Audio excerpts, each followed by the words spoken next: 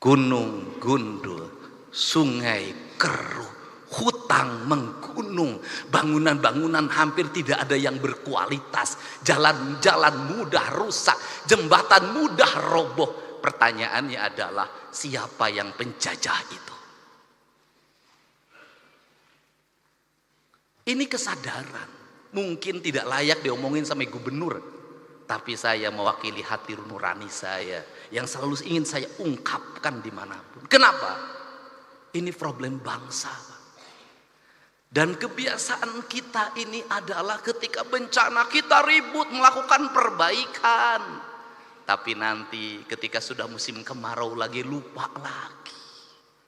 Berbuat lagi. Kenapa saya ngomong begini? Saya punya hitungan ekonomi. Kita dapat dari pembabatan hutan berapa triliun. Kita dapat dari pengambilan pasir berapa. Dari pengambilan gunung berapa. Tapi ketika bencana berapa puluh triliun, ratus triliun yang harus kita kerahkan. Rugi. Bangun jalan di Jabar. Baru bangun, diinjek lagi sama Toronton yang itu tonasenya 40 ton, 30 ton, rugi, Pak. Dan semua orang diam, berdiri seperti patung. Patung dimusrikan, tapi sikap kita yang mematung, membiarkan kerusakan terhadap Indonesia, dianggap ada sikap yang beriman. Gak bisa. Sehingga inilah yang ingin saya bangun. Gerakan pendidikan kita harus menggerakkan anak-anak kita kembali pada titik dasarnya. Dia adalah manusia Indonesia yang mencintai tanahnya. Problem anak-anak kita hari ini apa? Dia tidak mengenal tanahnya. Kenapa tidak mengenal tanah? Sejak lahir kakinya tidak pernah menginjak bumi.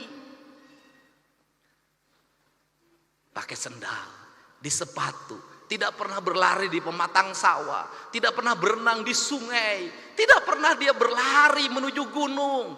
Dia menghabiskan waktu dalam setiap hari hanya dengan gadget. Dia mengenal ikan di gadget, dia mengenal padi di gadget. Dan setelah itu negara lain mengintip kita.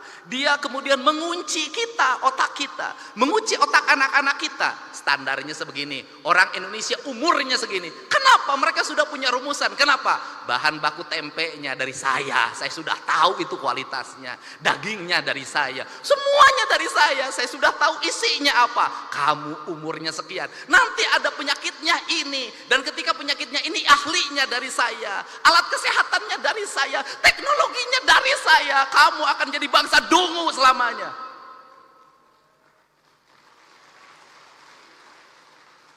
Saya tahu yang begini, Pak. Setelah itu permainannya dari saya, filmnya dari saya, permainannya dari saya, gambar-gambarnya dari saya, semuanya dari saya. Kita menjadi bangsa penjual, penghamba. Kita kaya, tapi posisi kita menjadi orang miskin. Kita ini bangsa kaya raya, Pak Ketua DPRD, tapi kita kayak orang miskin. Mangga diambil dan kita menyembah pada yang mengambilnya. Ini prinsip. Gerakan kepramukaan harus seperti ini. Gerakan agama harus seperti ini, menjadi solidaritas kesadaran. Kenapa?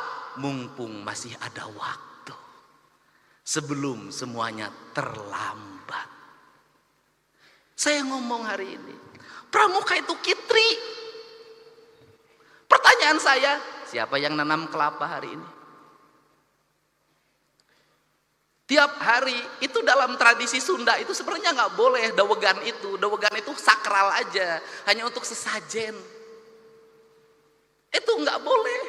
Kenapa? Itu pantangan pamali. Saya tahu kalau yang mudanya diambil terus, yang tuanya tidak akan lahir. Akhirnya kita hari ini harga yang mahal kelapa. Kelapa karena bijinya juga diperlukan untuk industri biskuit di Cina. Barang yang murah kita ini tiap hari ngomong nanam nggak ada. Maka pemerintah Provinsi Jawa Barat tahun ini itu membuat sebuah kewajiban, seluruh bantaran sungai setelah dinormalisasi, setelah rumah-rumah kumuhnya dibongkar, maka harus tanamin pohon kelapa sepanjangnya. Saya tiap hari nanam pohon kelapa. Kenapa? Ini pohon yang paling kokoh. Kemudian nanti itu apa yang dilahirkan dari pohon kelapa itu minyak. Dulu kita di mana di Jawa Barat penghasil minyak terbaik? Ciamis. Minyak keletik. Saya tahu betul pada saat minyak keletik dikonsumsi oleh kita, dikembangkan pikiran bahwa minyak keletik itu mengandung kadar kolesterol tinggi, berbahaya bagi kesehatan. Terus itu. Yang baik itu adalah minyak sawit. Sekarang dibalik lagi, yang terbaik itu adalah minyak kelitik barat. Itu begitu